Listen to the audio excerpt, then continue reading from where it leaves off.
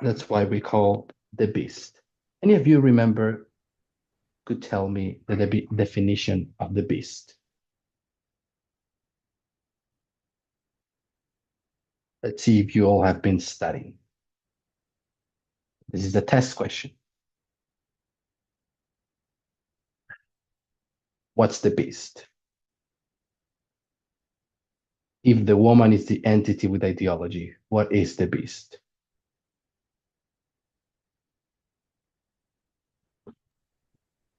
I think it is a political institution with power that has adopted the ideology of the woman. Institution. Sorry. Thank you for that. So it is political, and it is an institution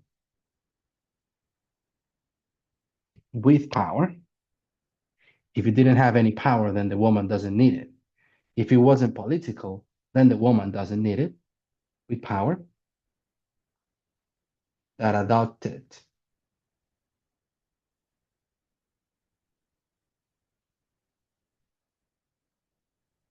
the ideology of the woman.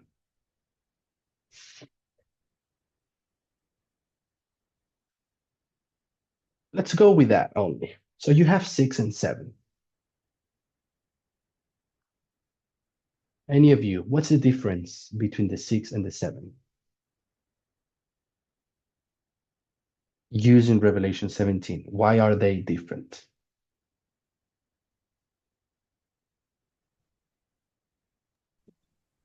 The sixth kingdom is not being controlled by the woman, while you see the seven is being controlled by a woman. So you can see the difference there. And also again, you see the sixth kingdom.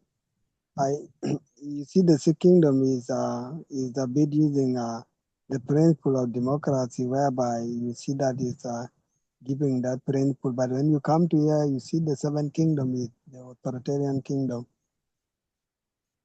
Perfect. So if I use the following symbol, let's say this is a beast that has not adopted the ideology of the woman. I put a beast here. This is the 6. And then I put a beast here. But it has a woman. That is the difference, right? Not any woman, the woman, Revelation 17, the bad one. That is part of the conclusion. I know I'm skipping a lot of steps and there's complexities to explain. I'm using the symbol beast, but I already gave a definition of beast that it is the political institution that adopted the ideology of the woman. So how come I put a beast without no woman? So I'm skipping steps. But I think on the surface level,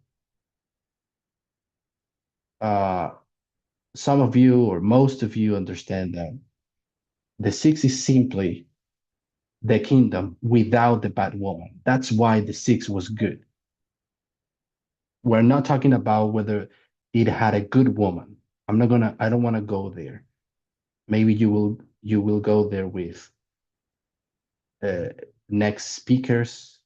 Let's I don't know. I just want to say we know on the surface level, using only Revelation 17 at a surface level, that the 6 it's different to the 7 because the woman is not there.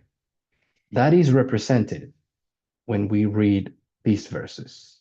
Let's say Revelation 17, 17, 8, it says, the beast that you saw was in the past, is not in the present, but will be in the future. That is exactly what's happening here. The past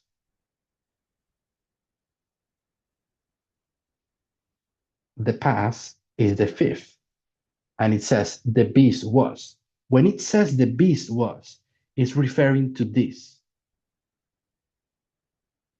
to the junction of the woman and the beast, this bad ruling power that has governed the kingdoms of the earth is the woman and the beast. At a surface level, that's what it is. And it says it was. When? When was it? It was not only during the five, it was during the one, during the two, during the three, during the four, and during the five. That beast was. Always it was. But something interesting happens. It is not in the present. And that is the sixth. That's why it is good. It's not that there's no kingdom. It's not that there's no a political institution. It's that simply is not controlled by the woman. Surface level, that's what it is. Meaning, Sunday law, this is unique among this movement. No Adventist would explain the Sunday law the way we do it. We now say the Sunday law is the moment in time when the woman comes back. As simple as that. Whenever the woman comes back, that would be the Sunday law. We all agree with that. Even these people who spoke about January, July, November, they know that. It's when the woman comes back. When it comes back, then you know we arrived to the Sunday law. Meaning, no other chapter in the Bible gives us something so specific. For example, we have Revelation 13.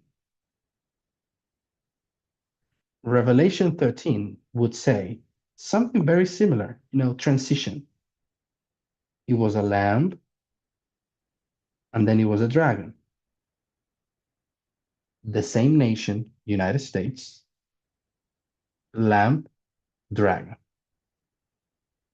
When is the Sunday law? When it begins to speak like a dragon, right? How can you determine when that happened? Is it because of the Iraq war of Bush Sr.? Is it because the Iraq war during Bush's son? Is it because when Trump arrived in 2016? Is it because Trump arrived in 2024? Like, what is the moment when the dragon speaks? We don't have a good criteria to determine when it happens. We know it happens at some point, and that would mark the Sunday law. But we don't have any criteria to say, when is it? It speaks like a dragon when exactly? Every time the United States did anything wrong, that's the dragon. That's not a good criteria. We need to find a good point. That's when Revelation 17, it's special because it not only tells you that whether he speaks bad or not, it tells you that there was something that changed with the beast. That's no longer a beast controlled by the woman. At some point, the woman will come back. If we investigate, like search, what is the beast anyway? What is the woman anyway? If we ever find what those symbols are, we might be able to tell when they joined again, when the beast and the woman joined again. That's why 17 becomes a special chapter for determining the Sunday law, because you have two very different symbols who are separated and then they come back. If you find out what they are, you might also find out when they came together. So I hope that's clear. Having determined that, I'm also going to jump a little bit ahead, assuming that you all know the application of the woman and the beast. I'm no longer talking about the definitions, which is what we spoke about. These are our definitions. I'm now wanting to talk about the application. So we have the woman again, and we have the beast again. Now application. Who can help me out? What's the woman? What's the beast?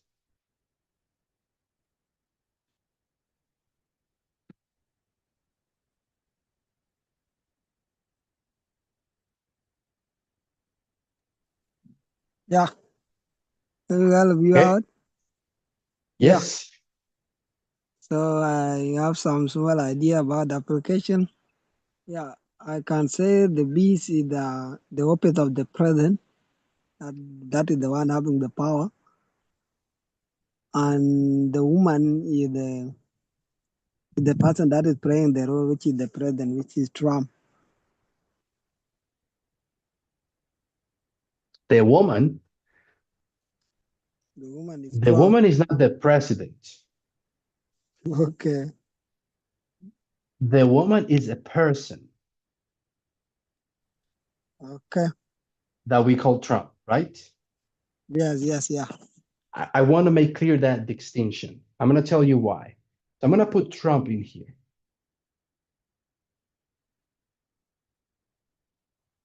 And I'm going to go to let's make a line right here.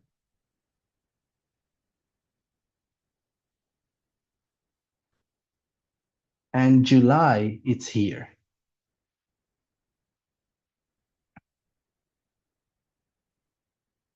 And this is before July.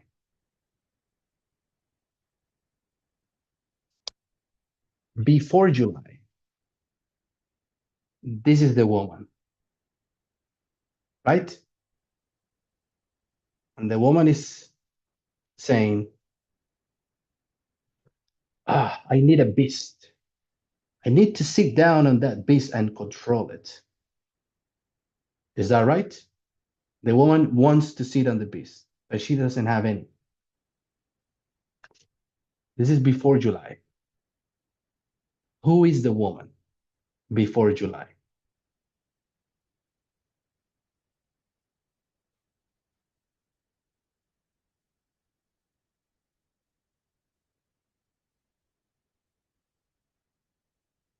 What do you think it was? Was it you, Yes. Dale? Yeah. It is Trump. Is Trump president before July? No. So you know that the woman is not the president. I agree now.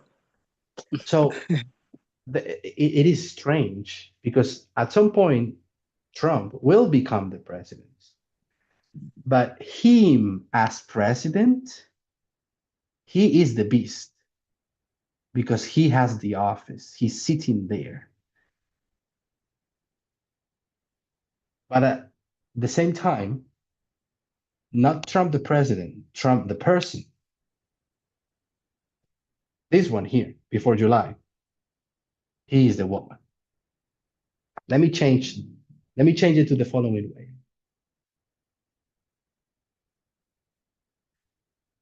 Who people thought the woman was before the international camp meeting last year? I'm sure you know, or you heard, that we didn't have a clear definition who the woman was before the camp meeting.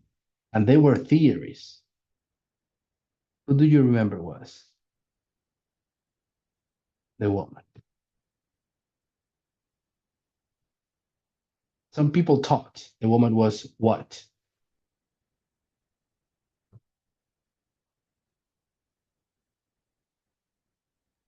I think they take it to be the evangelical, that is the Republican Party.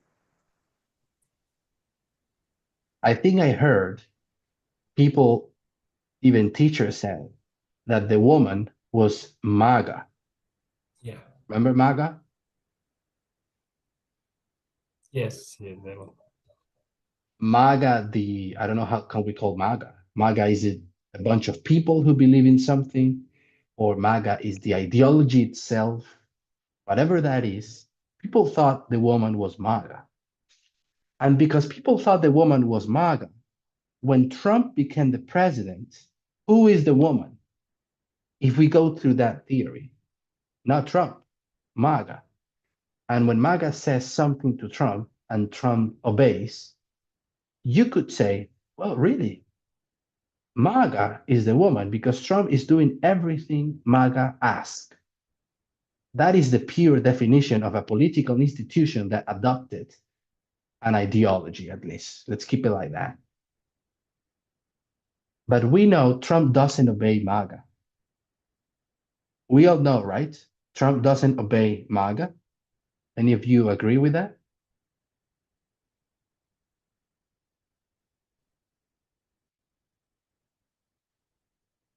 I'm asking because last week I heard people in my previous studies said that Trump obeys MAGA.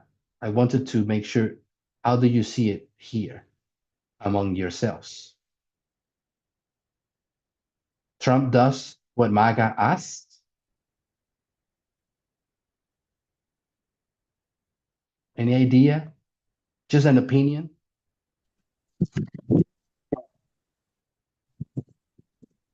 Can you repeat, No, Elier?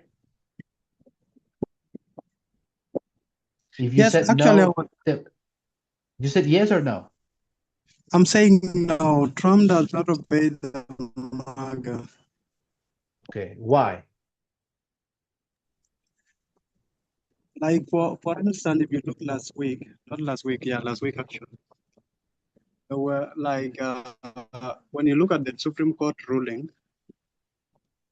we're ruling against the tariffs that Trump is putting across the globe. But you see, Supreme Court is being made of six justices that belong to the Republican Party, which is being made of MAGA. Okay. So, and now when you look Oh, at the second, regarding the tariffs, so now when the rule against Trump against Trump tariffs across the world, but when Trump get up after the ruling, Trump come against these people and put 15% tariffs across the world. That was one point to see that the Trump does not stand them and they don't stand with Trump at some point. And now another issue is that this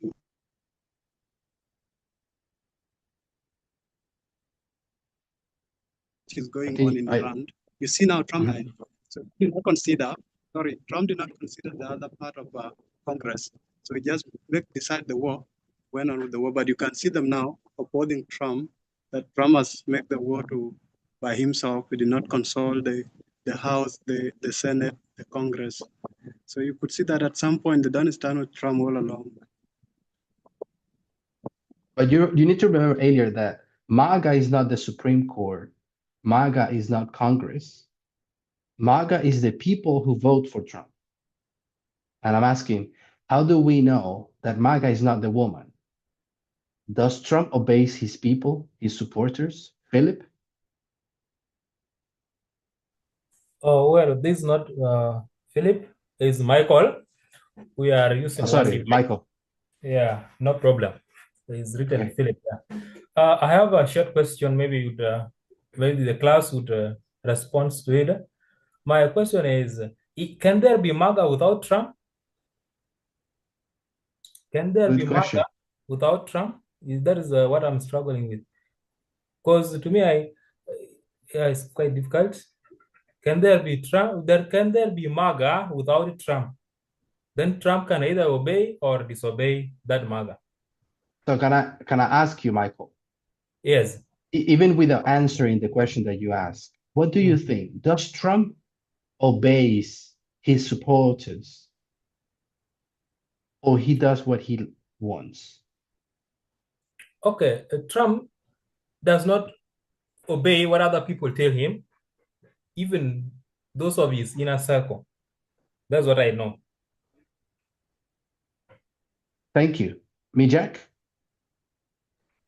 So, Hello. but I cannot see maybe MAGA without Yeah, finish your sentence, please. Okay, I cannot see MAGA without Trump because Trump is the big man behind MAGA.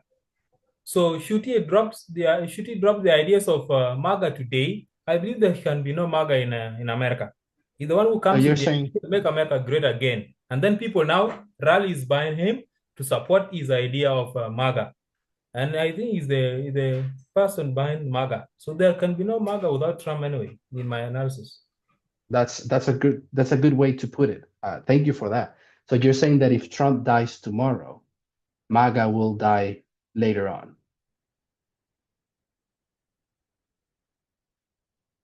MAGA can only exist as Trump exists. Yeah, to a great extent, I can say yes. Okay, perfect. Bijek and then Ake.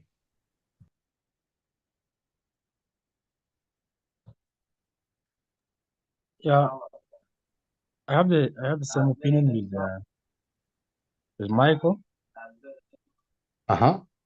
because Trump he said himself that he's the one who defined the terms of who is being MAGA and who is not MAGA.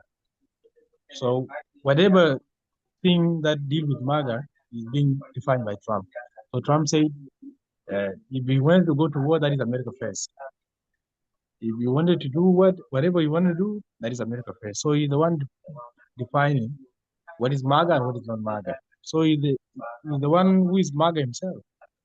And anybody who is supporting him, then that person become part of his ideology or part of his group. So that is what I want to say. Thank you. Thank you, Bijek. Then Ake. Yeah, my view is, with all the dictators that come in through democratic process, in most cases, people believe that they bring them to power and hoping that they can be controlled. But at the end of the day, they end up controlling the masses through their own ideology. For example, when Hitler came to power, people who were with him in the same political party thought that now he was coming to be the savior, but he ended up being the monster, trying to control everybody.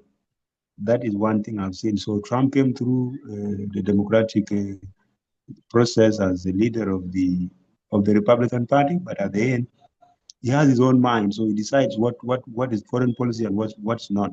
That's one thing.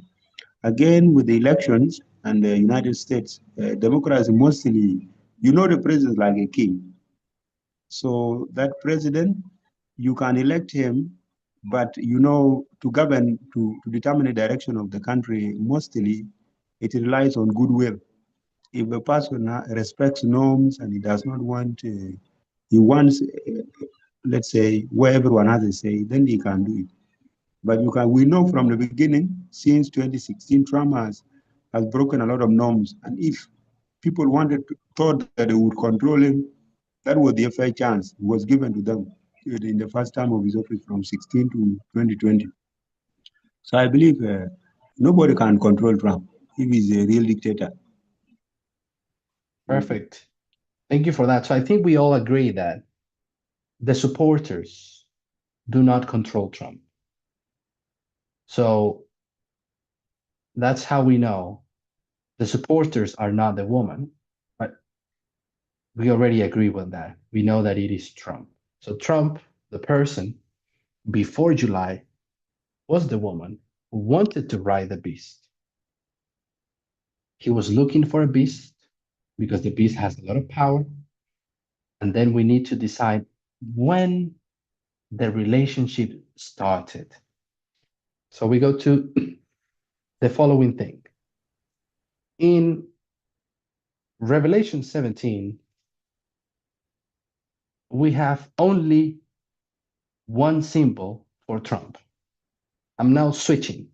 I want to speak about Trump. Trump, it's equal to the woman. But the office,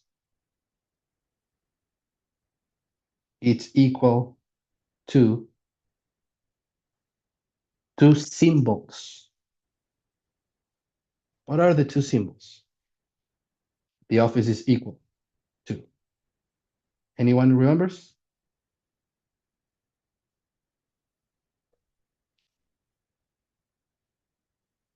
The office in Revelation 17 is what? One we already spoke about. Which one is it?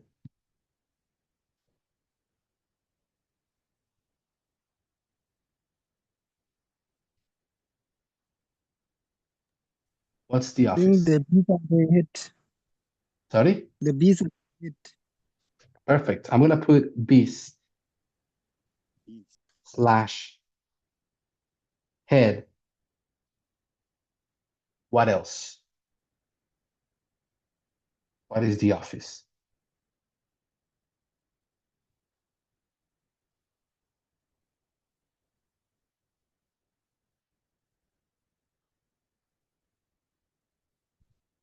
It's not a trick question. It's in Revelation 17. What else is the office? Sorry? Mountain? I think people. Someone said I mean, people, someone said I was mountain. What else? Water, something like that. Water. Water is people. Yeah. People is not the office of the president. People is the people who vote. I'm looking for what is the office in Revelation 17. And you said, some of you said the beast, the head. Perfect. That's one symbol. What is the other thing that the woman wants? He wants the beast, wants to ride the beast. That's symbol one for office. But we have another symbol for office. What is it? The 10 horns? Not the 10 horns.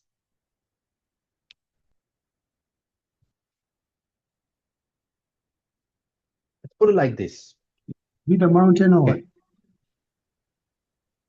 You could say mountain, but I would say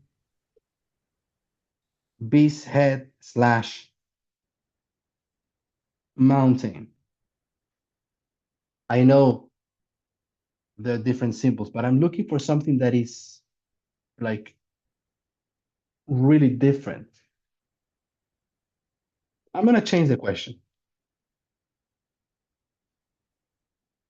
There is two verbs, actions of the woman, two very important actions. When we're talking about the beast or the head, we're talking about this. Sit upon, which is equal to riding. Like when you ride a horse, when you ride a camel, when you ride donkeys, when you ride elephants, animals that you ride, they are a symbol of power. That's why it is the symbol in Revelation 17. I hope we agree with that. So she sits upon an animal. That is one thing she does in Revelation 17. And when she does, we mark the Sunday law. But we're missing one symbol of something that she does. What is it? Shall we say fornication, Pedro? Exactly. But fornication would be this part. Fornication.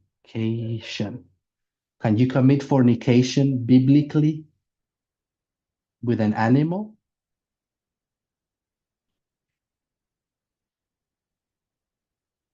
Is it what happened in Revelation 17? We know it's not. Who does she commit fornication with?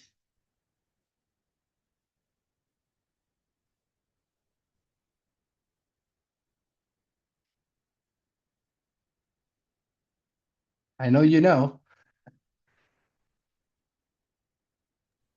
Kings of the earth. The kings. I'm going to put king in singular. The office is the beast. The office is the king. Both are symbols of something that she wants to control or that she wants to have relationship with. When we're talking about the beast, it's because she wants to ride the beast. When we're talking about the king, it's because she wants to commit fornication with the king. Look how the action changes. But both are talking about the same thing. What am I saying? What I'm saying is this. Again, the same line. We have 6, 7. The point in the middle that we call Sunday law, it's the moment when she rides the beast, symbol 1. But we cannot forget symbol 2, which is to fornicate, symbol 2. Now we have 2 actions. When they begin to commit fornication, that is Sunday law. When she begins to ride the beast, that is Sunday law. I hope you all follow me so far. Am I doing, I'm not making sense? We're good. It's good. It's good. Okay, so the moment in time when these 2 things come together, whether we're talking about woman and animal, which is the beast, or whether we're talking about the woman and the king, sexual relationship, when they come together, that would be the Sunday law. That's what we're saying Revelation 17 is about. Now we need to find the moment when that happens. And we say, okay, well, when does Trump, the woman, seated upon the beast?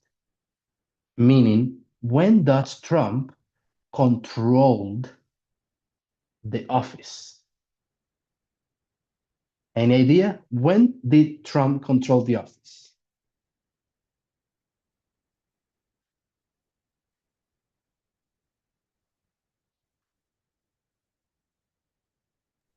January 20. In January 20. Anyone disagree with that?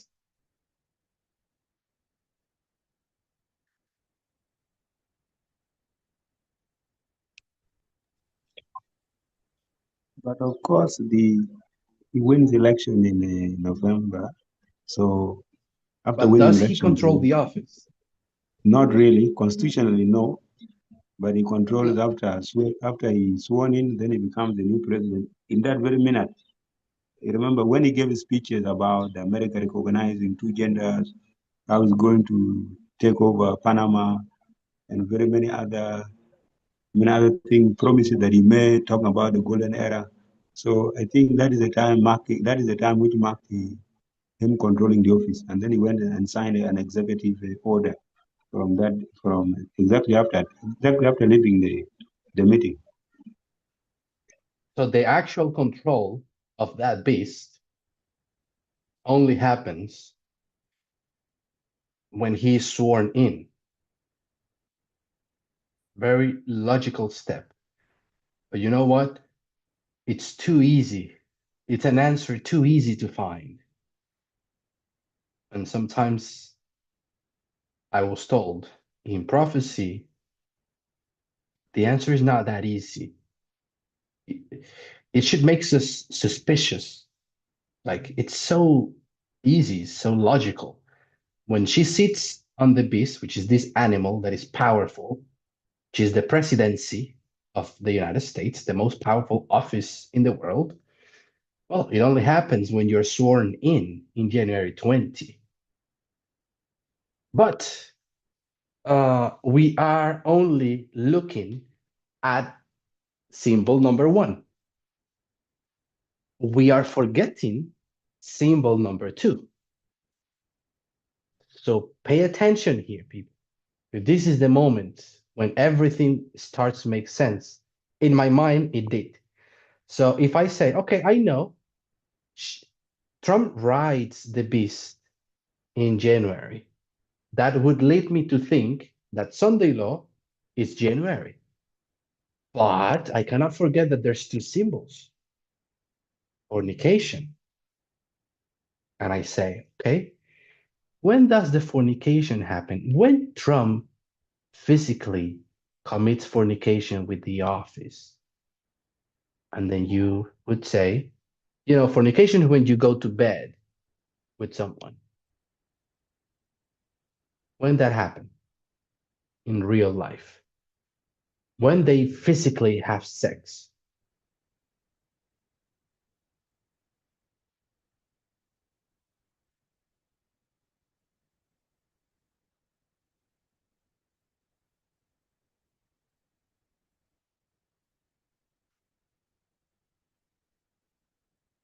No idea? Who was the person that just Simon, go ahead. Yeah, I think that is July. That is where now he was being elected and he now have control over the party. And that is now that way I can say fornication is start. But I want to know, Simon, not when the fornication starts. I want to know when they physically had sex. That's what fornication is all about. We know that. Yeah. When you So you when are did asking that? when physically have sex. That is when you see them. You want the start or the end. They start. When is I, it? I'm saying, are you asking the end or the start? I'm asking, when does the woman went to bed with the king that we know is Trump and the office? When they went to bed, physical action.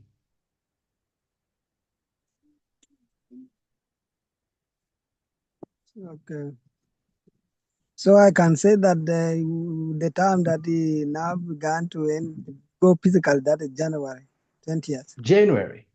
That's again Yeah. the same answer. We had to give the same answer. It has to be. Because when you sit on an animal, that's a physical action, you sit. At some point, you were not sitting, then you climb up the horse, and now you're sitting. Physical action. When you commit fornication, at some point, you are not doing it, and then both of you are in bed, and it's happening. Physical. Both things happened in January. I want us to be in the same page.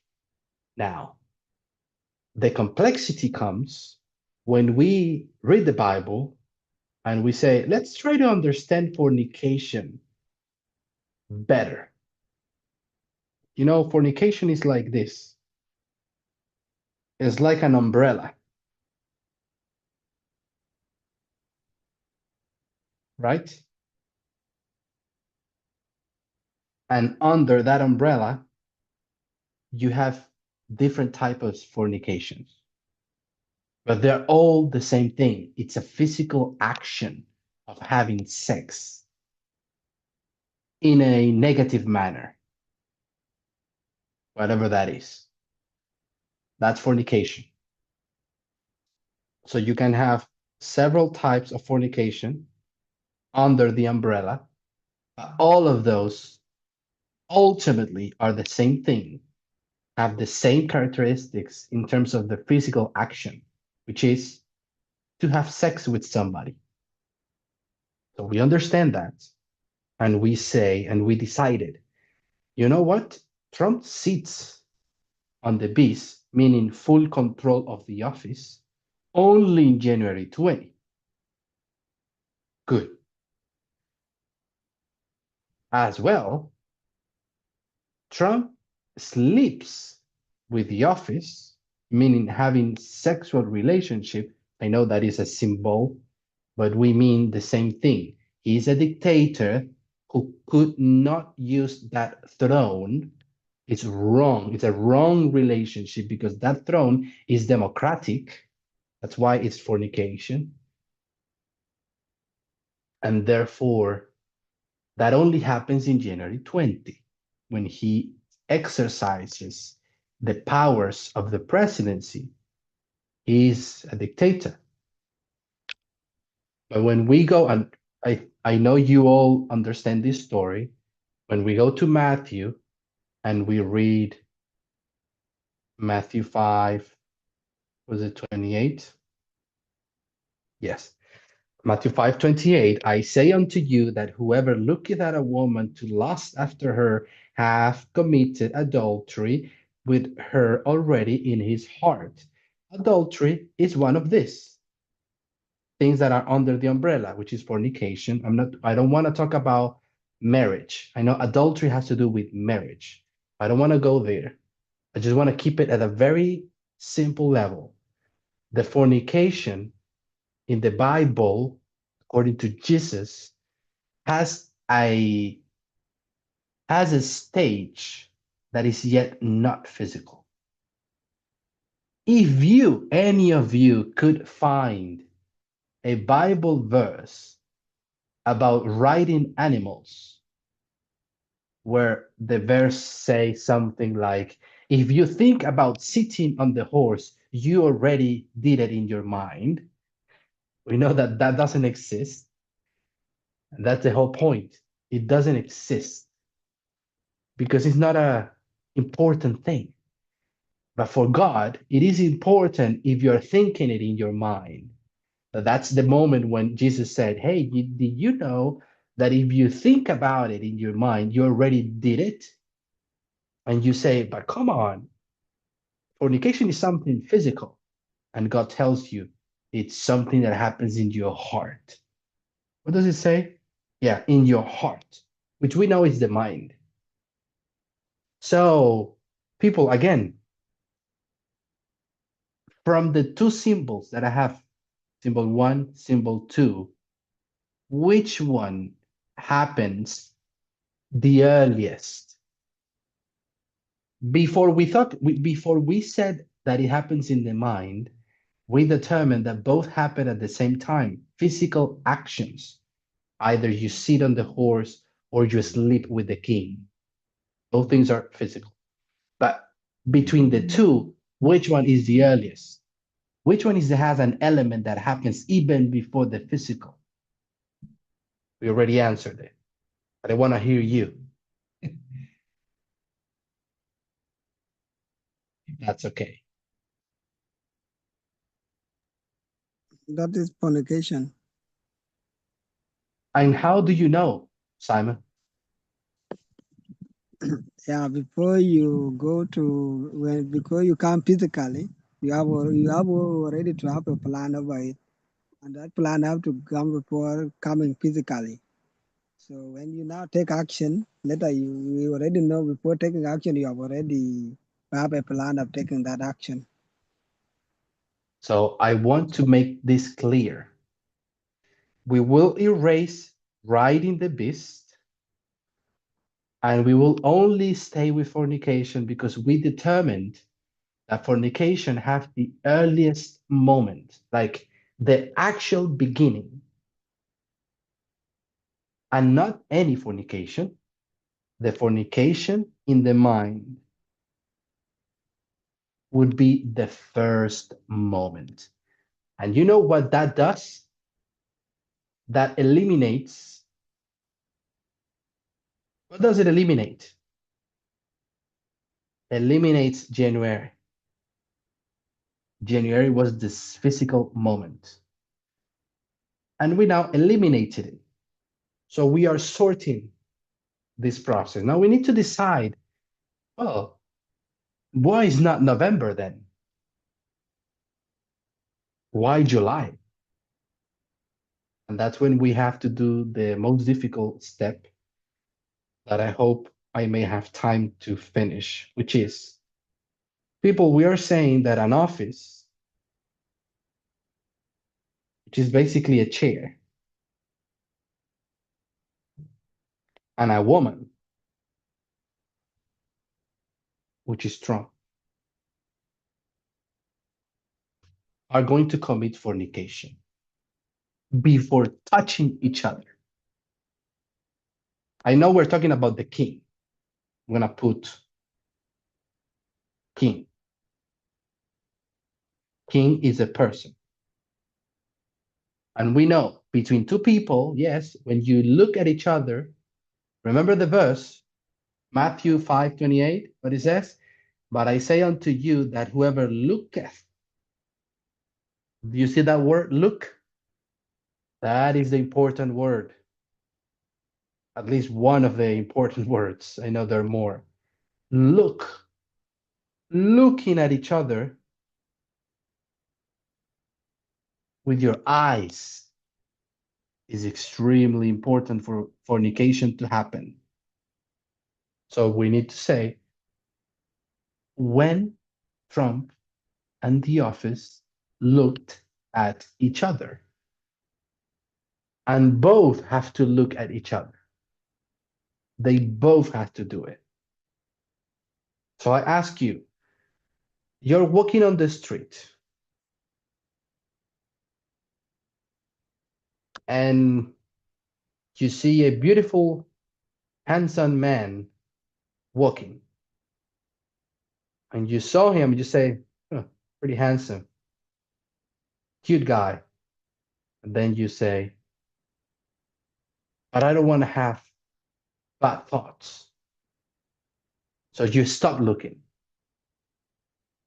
You have something that controls when you look and when you don't look.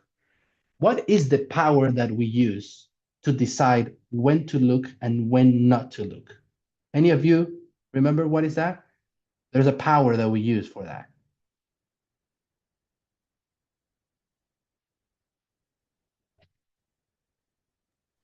Willpower? The willpower. The willpower lives right here. Sorry. That is the will. And what it does, it decides if you're going to turn your head that way or turn your head this way. I'm putting those markers in the king because it's a human symbol. A king is a human symbol, like the woman is. That's why the word is fornication, because they're human. But we're talking about an office. An office is an institution. It doesn't have eyes to begin with. Remember the word looketh? Whoever look at the woman.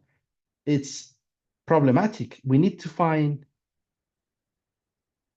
What I want you to understand is that we are personifying something that is not a person. We are personifying the institution. The Bible is doing that, actually. The institution, we know that is the king or the beast, depending on the symbol you want to talk. That is the office. It's an institution. And when we're talking about the king who commits fornication with a woman, we're trying to determine, when does the king look at the woman? But wait a minute. An institution doesn't have eyes, nor an institution have willpower to decide when to look or when not to look. So we need to personify it. And the way that we can solve this conundrum is the following. We would say, yes, it's true. The office doesn't have any willpower like the king does. It doesn't know when to decide when to look or when not to look. So we're going to say the following. The office, it's always looking. Let's put it like this. The office is always looking to this direction with the eyes. Like it cannot help but look in that direction. Okay? And then we need to find out what's missing, which is the willpower, something that makes you see or not see. And we will put the willpower here. That would be a wall. This wall is preventing the office from looking at Trump.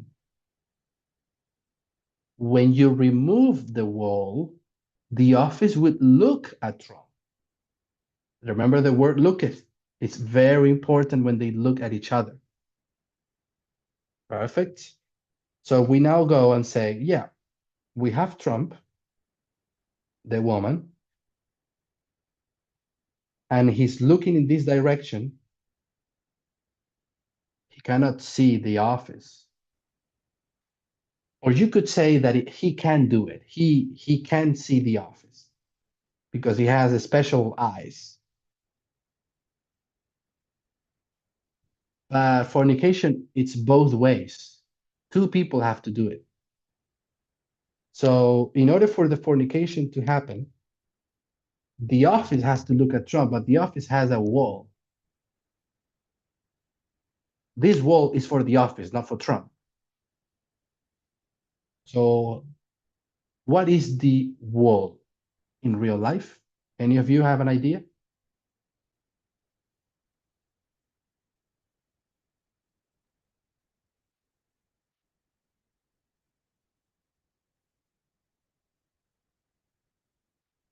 Something that tells the seat or the office when to look and when not to look.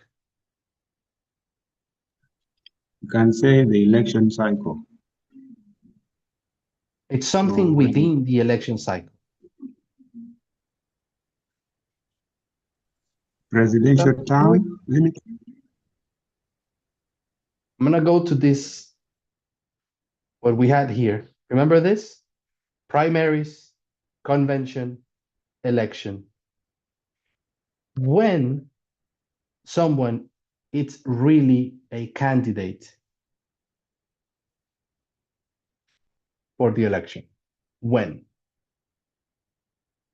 Is it at the primaries? Are you a candidate there?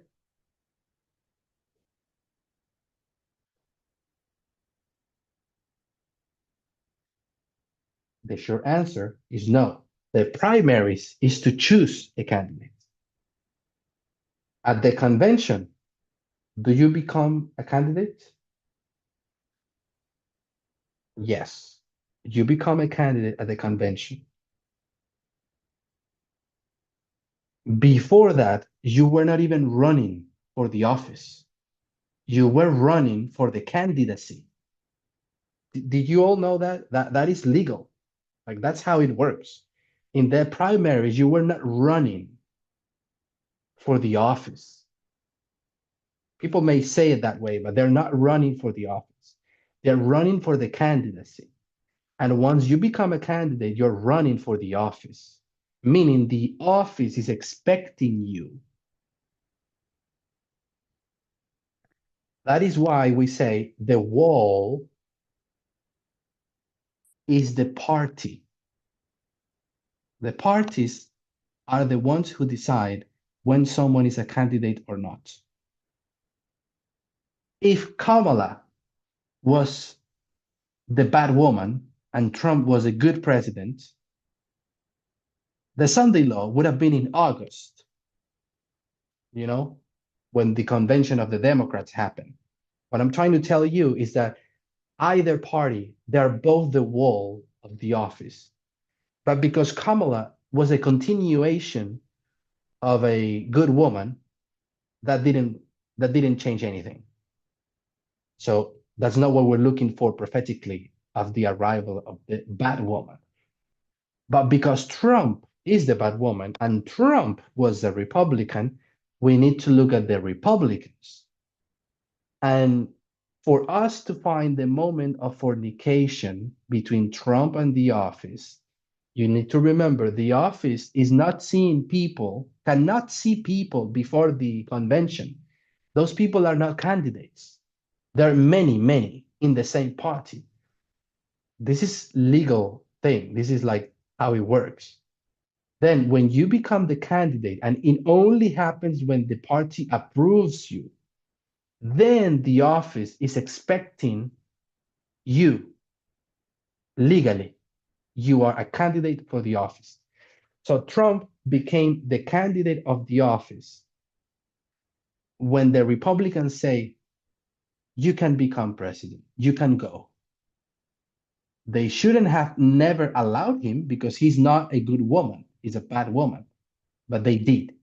And when they did, they removed the wall. And now the office can see Trump. And when they see each other, the king committed fornication in the mind with Trump. And it only happens when the office sees Trump. And because an office is not a person, we need to find something that makes you understand. At some point, the office cannot see Trump, and then Trump is visible. And the only way you can do that is that if you imagine the office as eyes, but those eyes are blocked. And that's exactly how the system works. The office doesn't know who is the candidate until you are elected by the party in the Republican convention.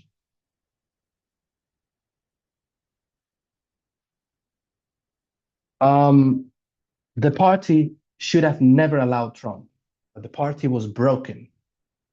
We all remember that. So that's the moment when we think about this story that I just told, the fornication story, and we say, it makes sense. Q, F, M, G. Q, what is Q providing?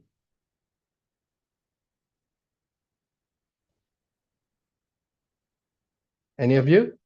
Providing the date.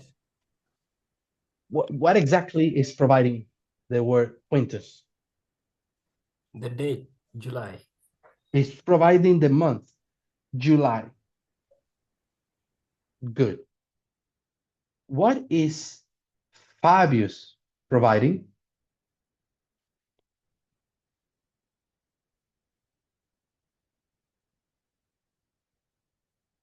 Election. Election. The election cycle.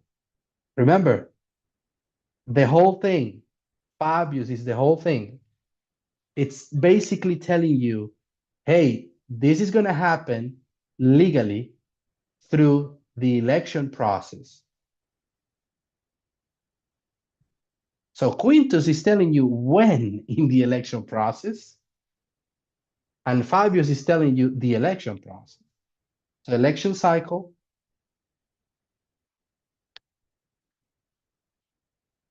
we're missing one, Maximus Gurges. What is Maximus Gurges providing?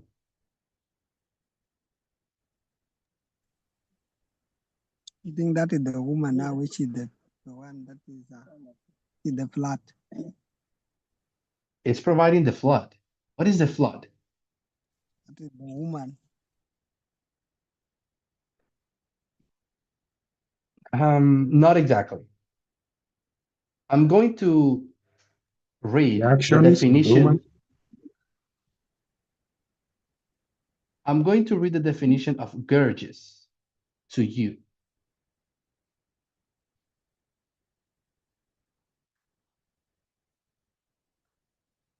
It says,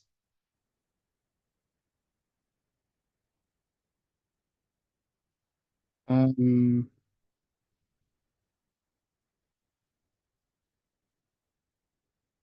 a moment.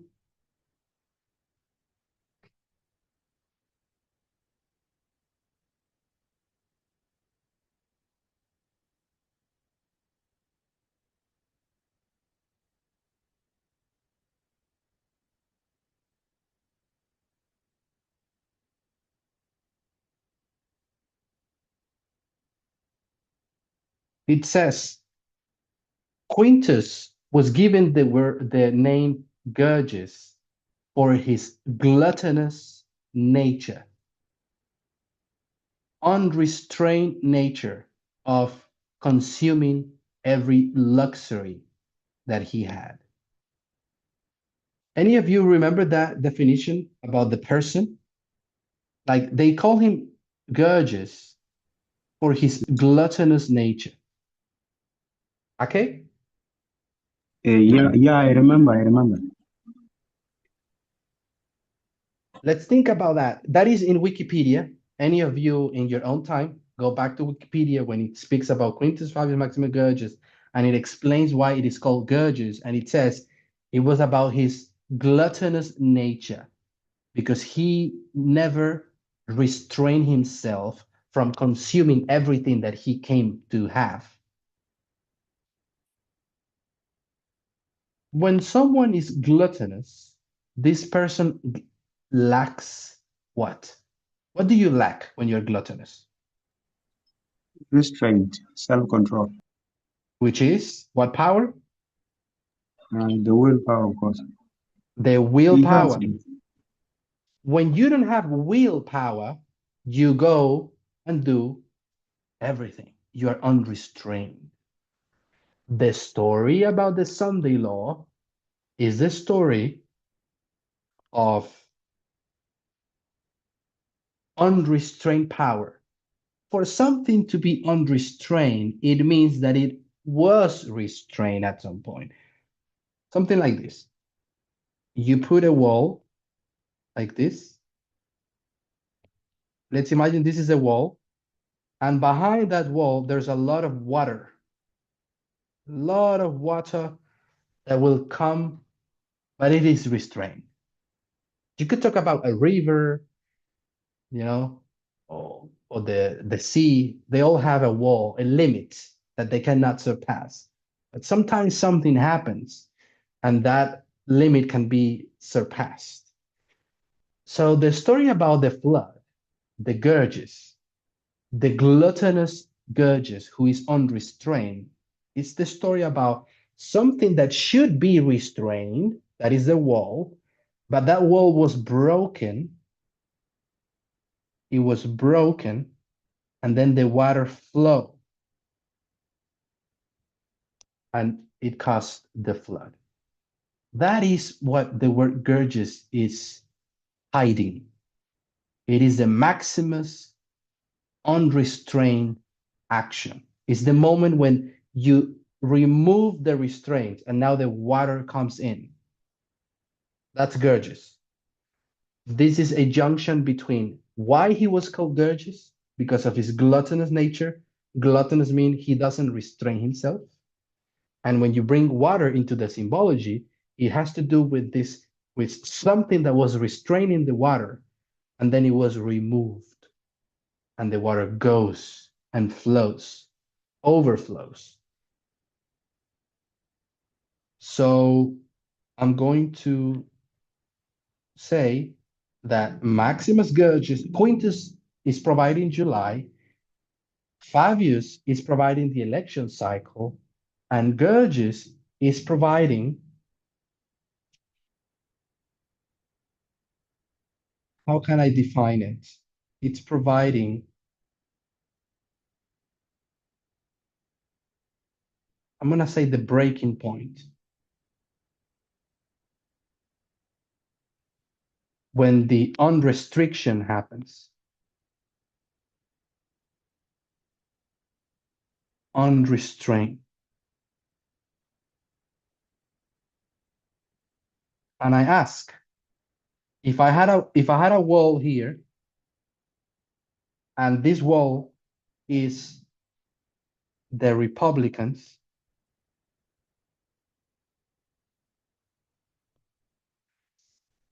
and the candidate is Trump, should I allow him or should I restrain him? I restrain him. He's not a good candidate. He shouldn't be president. But what if I destroy the Republicans? What if I conquer the Republicans? The Republicans were a good party. But if I control them, I just remove their power. I remove the wall. And now Trump and the office, they can see at each other, and the fornication happens. So the story of the Sunday law is not the story of when Trump seated on the office in January 20. or when Trump committed fornication with the office in January 20th. It's when Trump and the office committed fornication in the mind for the first time. And that happened only when the office was able to see Trump. And the office can only see Trump when the restraint was removed and he became the candidate. So the summary of our second part is simply, we looked at the election cycle. We know that we have options between January and July. We know that the symbols are the beast and the woman, but also the woman and the king. And that brings us to fornication, which tells us fornication happens before the physical action, before January. We need to find something before. And if we study how fornication happens, we found out that it doesn't have to do with the election. It has to do with something that prevented the office from seeing Trump, seeing physically. Trump and the office, they saw each other only when he became the candidate. And that only happens at the Republican convention. And then when we look at Quintus Fabius Maximus Gurges, we see that it provided the month, it provided the theme, which is the election cycle, and it provided the breaking points, which is when the Republicans broke and now the water entered.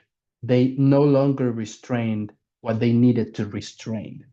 That is what Gurges is, the unrestrained nature, the moment of unrestraint. I'm calling it breaking point. I don't know if that's a good way to say it. That was what I had to bring to you. I hope it makes sense. And it was a pleasure. Thank you very much, Pedro. And I thank everyone for attending. Indeed, you have seen 13 or around 15 people, but some of them are fellowship, so like the whole church is listening to you, and maybe the computer is one, so that's why you are seeing as if people are few, but they are quite many, and the translation is being done locally down.